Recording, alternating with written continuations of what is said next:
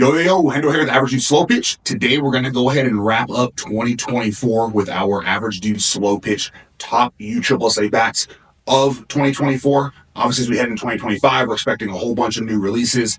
On the website itself, averagedudeslowpitch.com, we're going to actually change the way the rankings are showing. So you'll see a 2024 USSSA stack, a 2024 USSSA, and then you're going to see 2025 start fresh. So obviously, if you want to compare a bat from 2024 to 2025, you'll be able to do so, but they will be in their own individual lists. I didn't have a chance to get Junior here for this one, but with how much time he spent on the channel this year, I did reach out to him and see if there are any bats that he for sure wanted me to mention that were for sure like automatics in his top 5. So instead of this being just a top 5 of 2024, it's going to be a top 5 plus 2. So you're going to see 7 in there, and I'll mention the 2 that were specific to Junior, and I'll tell you that either of those 2 easily could have been on my top 5 as well. Just kind of how it worked out. There were so many options out there. And I'm going to set this as a disclaimer now. Realize with this list, when you kind of go when we rank them 1 through 5, it's very opinion based, right? So everyone's going to have a certain feel with bats that's better for them, not so good for others. And so like for me, for instance, I really like the UTH 43 Juno handles, right? So the stiffer handles. Well, if you're somebody maybe with slower bat speed, you like to go backside, whatever it might be, you may be someone who wants to go with like a UTH 33, so the flexier handle, and maybe even a bounce model to make it a lot easier to control where you're placing the ball. I know, for instance, like Flip Washington last year, I believe all year he used the flexier type handle because it really allowed him to control where he's placing the ball. So again, this is just kind of the opinion from the bats we've swung on which ones were our favorites. If you want to find exactly what works for you, whether it's what's on our list now or something different, obviously you can head to averagedudeslowpitch.com, look at our tiered ranking system, which going into 2025, we are going to overhaul that, try to add in more kind of actual data points for you, along with more of like a pros and cons of why bats made our list kind of where they're ranked, and then maybe some of the kind of downsides to it, depending on the type of hitter that you are. So with that, let's go ahead and jump into our top 5. All right, and coming at the number 5 spot is going to be the Demarini Vanilla Gorilla V3. This is a 12.5-inch barrel APC Tech 1-ounce end load. And so when we say APC Tech, if you're not familiar with that, up until kind of this year, the majority of Demarini's bats were not a light tech, which is that tech that you saw starting close to like the 300 mark. It took probably 100-ish swings to really get game ready. And then honestly, when you got to like 300-400 swings, it absolutely opened up and became some of the hotter bats kind of on the market. Things like the purple Vanilla Gorilla or even the cream and black one at the start of the year. But Demarini's kind of made a shift to more of the game ready tech. So these APCs start between kind of 260 to 275. 50-ish BP swings about all you need, and then you can just game them at this point. So things that you're losing from the not-a-light tech to the APC tech are going to be kind of a little bit of the durability side, so you're not going to go out in the cold and just put a bunch of swings on these. So just note they're more of your game-ready type of bats. I know for Junior, he has Vanilla Gorilla V3 still in his bag, and for this winter, we ended up buying him one of the not-a-light red bats, so the end load, that all gray with red that dropped early in the year, and that's what he uses for his winter swings, not worried about temperatures, balls, things like that. It's super durable and it's going to last. But with that being said, let's jump into some of our favorite swings from the Vanilla V3 review, and then we'll come back and move on with the list. 106 miles per hour. 101 miles per hour. 103 miles per hour. 108 miles per hour. 104 miles per hour.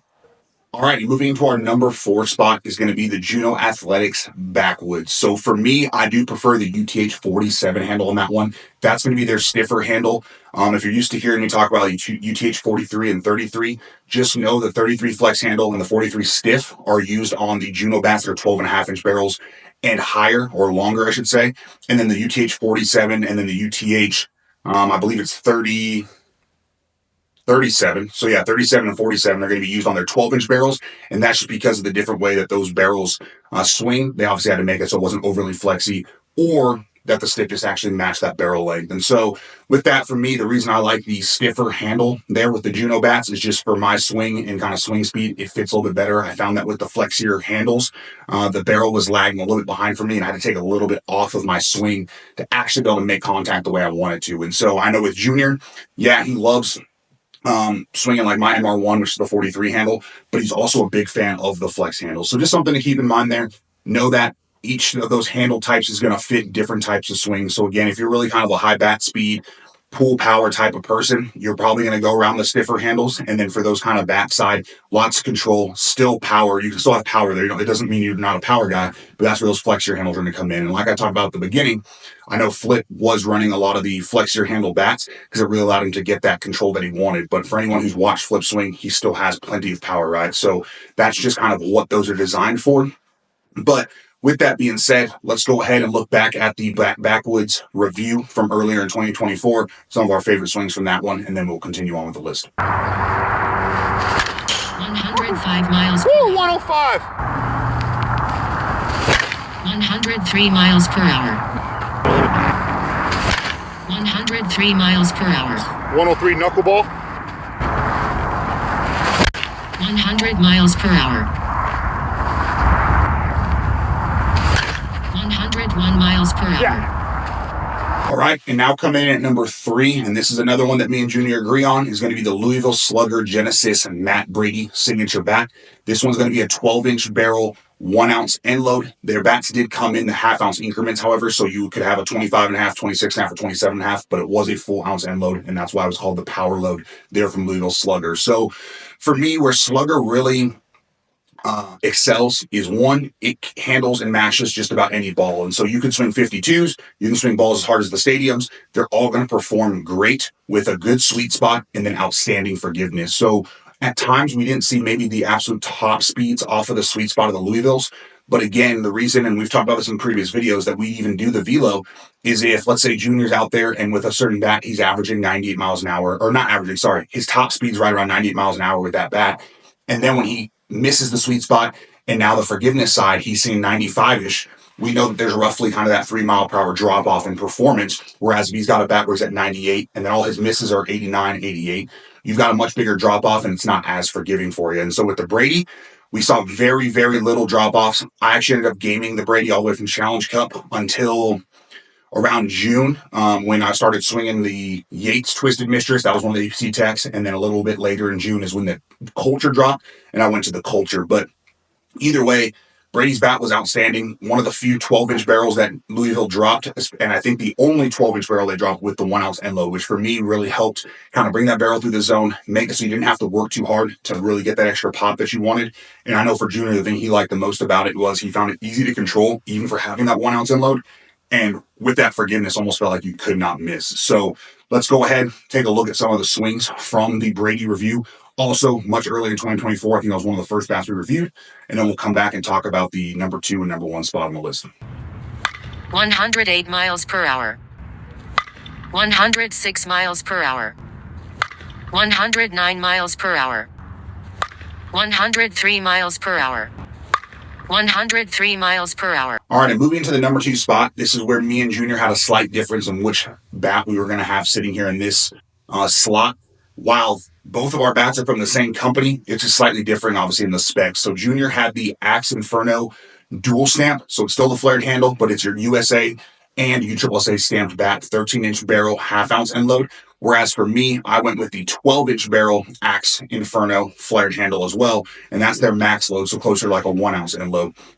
And I'll say we're going to show footage from kind of both of the bats being swung. You'll see there's not a significant velo drop off from the dual stamp to the 12-inch. So again, this comes back to kind of that personal preference piece. I do think the forgiveness was probably a little bit better on the dual stamp, just with that longer barrel. However, for me, and obviously with us doing these videos and taking a whole bunch of swings, I felt plenty confident with catching the sweet spot, or at least close enough to it, that I would rather that extra performance from the sweet spot than the additional forgiveness. And that's just something for you to kind of think about as you're making a decision on what you want to pick up, barrel length, things like that. Now, obviously, the one unique part with the Axe bats is they do still have the 2 options of the flared handle, which is what's on the majority of the ones that drop now, and then the traditional Axe handle. So like if you grabbed a Zane Migas this year at all, or if you've considered grabbing the Zane Migas Axe, that has the traditional Axe handle, which even for me has taken a lot of getting used to, a decent amount of BP. I did end up using it in one tournament just because I actually broke the gamer that I brought with me. Had a buddy there that had one on hand, so I swung it. Did fine with it, but it definitely was a unique feel. And then with the flared handles, I think they've cut them down enough to where if you just go out and you go through kind of one BP session, you'll have no issues getting comfortable enough with it to go out and game it. I know for Junior, when we did the dual stamp And Axe Inferno or Axe Scorch, sorry, the ASA Bat video, that was the first time he swung Axe. And during that review, I think I asked him at the end of it, hey man, how many swings did it seem like it took for you to really feel comfortable with this bat? He told us it was only about 30 to 40, if I'm not mistaken. And obviously you can go back and check that out. The Scorch and the dual stamp are on the same video. So you just have to search that on YouTube and you'll find it. But either way, not a gigantic learning curve. And once you get used to it, you'll find that there's not many hotter bats out there, especially with how the ball jumps off of that sweet spot. Again, with any of these bats that are your game ready kind of tech, so less than really 260 compression, but definitely less than kind of that 255 to 250 mark, make sure you're not going out there and hitting a bunch of Pro-Ams, hard softballs with them. Go out there, break them with some 52s if you really want to take BP with them. Get used to kind of those bats, and then after 40-ish or 52s in BP, just throw them in your bag and game them, and they'll last you for a long time. The 12-inch Inferno I was swinging this offseason before it finally broke. Good buddy Michael Rayner, who played for LSR in conference this past year, he used that one for, I think it was by pretty much the entire second half of the conference season. Once the year was over, had some changes what he was going, what team he was going to, all that kind of stuff. So he wasn't using the Axe anymore. So I bought it off and was like, hey, I'll use it the rest of the offseason, see how long this thing's going to last. And I was able to get through another 4 tournaments. So even though that bat started right around 250 compression, it held compression just fine and was able to get through plenty of tournaments with a lot harder balls. I mean, he used them in the major World Series, all that kind of stuff. So he was hitting stadiums, hardcores, things like that all year. And the bat had no issues. So just keep in mind, if you take care of your bats and treat them the way they're supposed to, they're going to last you and they're going to perform the way that you want to see them perform. So with all that being said, let's take a look at some swings first from the dual stamp, and then we'll roll straight into the 12-inch Axe Inferno, and then we'll come back with our number 1 spot on the list. 105 miles per hour.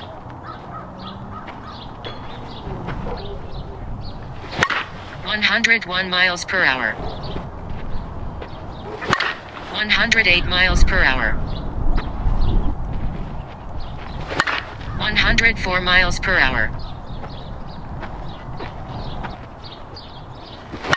105 miles per hour.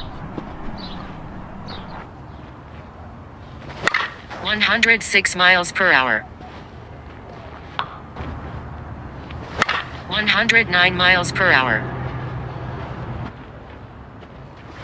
105 miles per hour.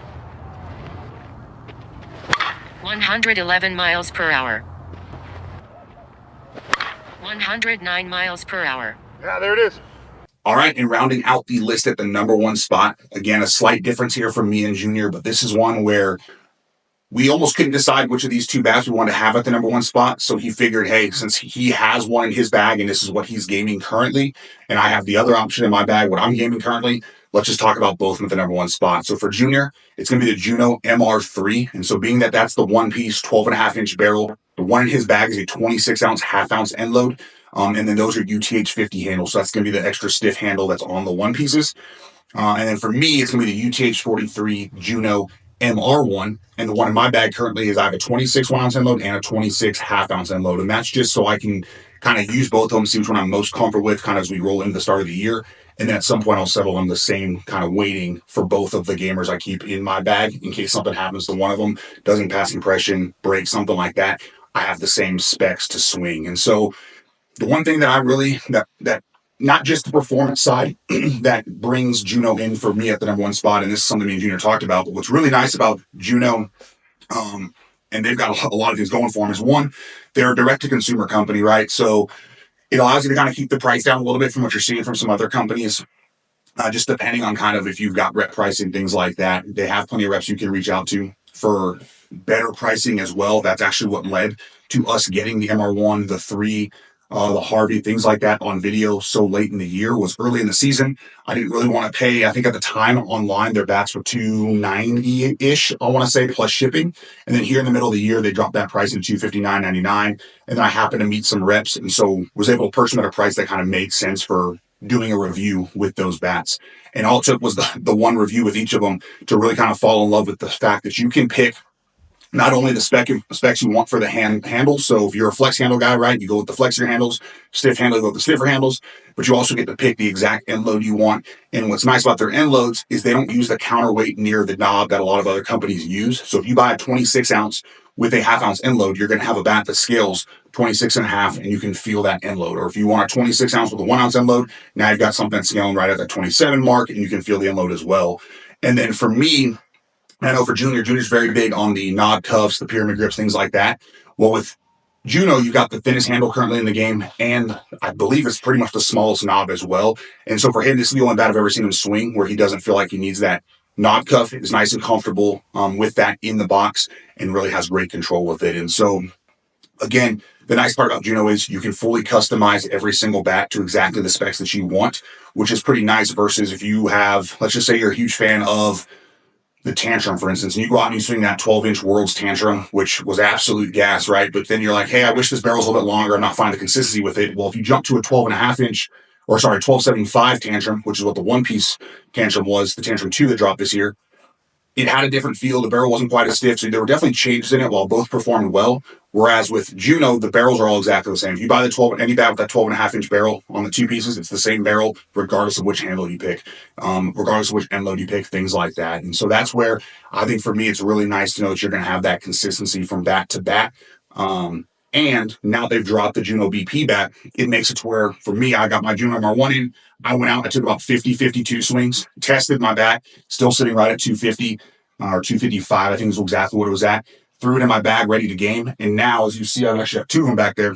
I just use that Juno BP bat when I go out, and there's really no difference going from the BP sessions to gaming now because you've got the same barrel with actually a slightly smaller sweet spot on there. So if you get dialed in with the BP bat, you're set as far as being able to find that consistency with your gamer. And so it's kind of enough on that piece of it. Just wanted to kind of explain the reason outside of just performance, why these two bats made the top of our list. But with that being said, let me jump in, show you the footage from the MR3, show you the footage from the MR1, and then we'll wrap this thing up. 108 miles per hour.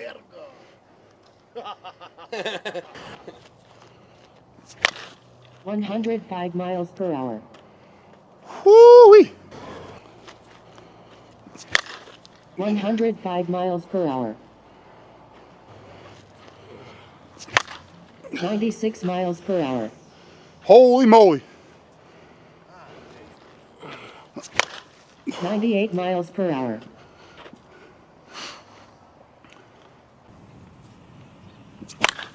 102 miles per hour. Oh boy. 104 miles per hour. Golly. Sound, feel, all of it. So good.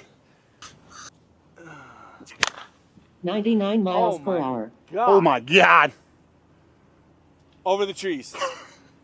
Did not touch a single leaf or limb.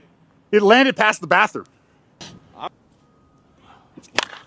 107 miles per hour. Holy shit. Oh my God. 111 miles per hour. All right, and that's going to wrap up our list for the Average Dude Slow-Pitch top 5 bats of 2024. With that being said, as we roll here into 2025, we are working on some changes to really kind of make this more and more beneficial to you, the viewer, and obviously the consumers, as you decide what you want to purchase as all these new bats start to roll out. So things like we're going to try to add, or not going to try, we're going to add a lot more data and different points to the rankings themselves. So on averagedudeslowpitch.com, you're going to see a better breakdown of the pros, cons of the different bats, why we liked them. We're going to try to get velo speeds up there. A lot of stuff so that you can see all that and have like a full up review right there on the page so that you can understand exactly why the bat is ranked where it is at that point. We're also going to revamp the ranking system so that makes a little bit more sense to people and you can truly understand why they sit where they are. And then outside of that piece of it, we're going to work on obviously we can't do with every single bat, but especially bats that finish around like a 260 plus compression mark or ones that we're going to use for game or stuff like that. We'll bring them back later in the year for kind of part 2s. How are they holding up? Comparison videos. I know we did a few of those this year. They seem to be a pretty big hit. We're going to try to do a lot more of those as well and try to really utilize the time between tournaments as the season kind of gets rolling on. We're also going to work on getting some live game footage on the channel, doing some interviews, not only with when we're at conference events or BSC events with like the upper guys, but also when we're out at just regular events, finding just your normal, right, average dudes and average ladies. We're going to bring some females on the channel. We're really working on that, finding some local as well, but do a little bit of interviews on kind of, hey, what kind of stuff would you like to see? What stuff are you working on? What bats you like? All that kind of stuff so that it kind of helps, again, the viewer decide on what they want to do. What are people working on to improve all that kind of stuff? And then really from there, It's just going to be a lot more of just trying to clean up the reviews, make them a little bit smoother for you guys, make it all make a lot more sense. And then as always, if there's stuff that you want to see or you'd like added to the videos, like we're going to bring back the scale weighting as well, whether or not that's going to happen before we head out to the field, and then I'll just cut that into the footage, or if we can find somewhere with a nice hard surface at the fields to do that. But we'll start bringing that back for you as well, so you can see how bats are scaling and if they're swinging pretty true to what their weighting is supposed to be. So with that all being said, let us know if you have questions, comments, concerns. You can reach out on any social medias, averagedudeslowpitch.com on the contact us page. You can email us, phone call, whatever it might be. We've also got the link tree with Average Dude Slow Pitch, so that's pretty much linked down below as well in this video and on all of our social medias. But that has links, I should say, to every single company that's given us codes in order for you guys to be able to get the best prices possible. Pretty much when we do reviews up until now, if we didn't have a code from a company, we'd reach out and be like, hey, if a viewer decides they want to come pick up one of your bats after watching this, do you have a code we can give them for some sort of discount? And so that's what those are there for, is to kind of help you guys save a little bit of money as you decide on which bat suits you want to pick up. So either way, again, we're super appreciative of the support here throughout the year. Hopefully, like I said, you'll continue to tune in, enjoy what we've got coming for you here in 2025.